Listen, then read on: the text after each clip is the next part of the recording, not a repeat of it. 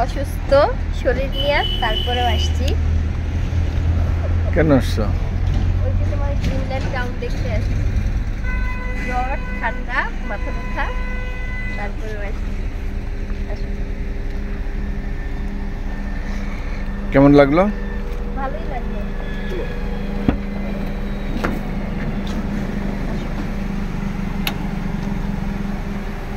যান, আপনি এবার ঢুকেন, আমি ধরি। যান, আপনি যান।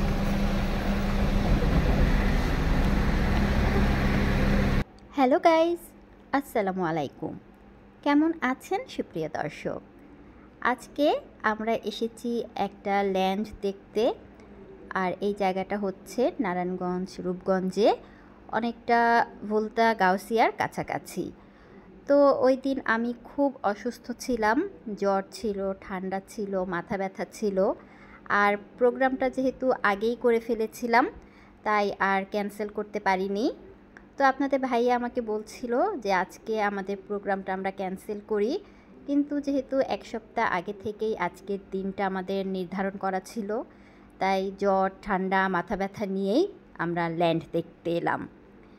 এই ল্যান্ডটা আমার অনেক ভালো লেগেছে, এই কারণে এই জায়গাটার পাশেই ছিল 300 ফিটের রাস্তা।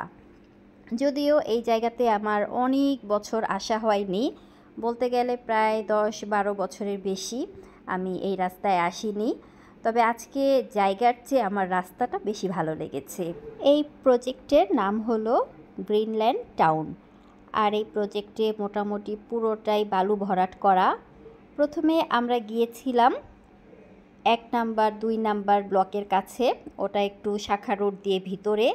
তো ওই জায়গাটা দেখে তারপরে আমরা ঘুরে মেন রোড দিয়ে, মানে আমার যে রোডটা বেশি ভালো লেগেছিল 300 ফিট, সেই 300 ফিট দিয়ে আমরা এখন এই জায়গাটা দেখছি। যদিও পুরো জায়গাটাই একটাই প্রজেক্ট, কিন্তু এই প্রজেক্টে আসার রাস্তা কিন্তু অনেকগুলো, প্রায় 3-4টা গেট দেখতে পেলাম ম্যাপের মধ্যে। আর এখানে যে বাড়িঘরগুলো আছে এরা আবার রং করছে কাপড়ে, এটাকে ব্লক, বাটিক, টাইডাই ফ্যাব্রিক্স বলে। তো কাপড়ের মধ্যে কালার করে শুকাতে দিচ্ছে। আমার কাছে এই কাজগুলো অনেক ভালো লাগে, আর সামনাসামনি দেখতে অনেক ভালো লাগলো।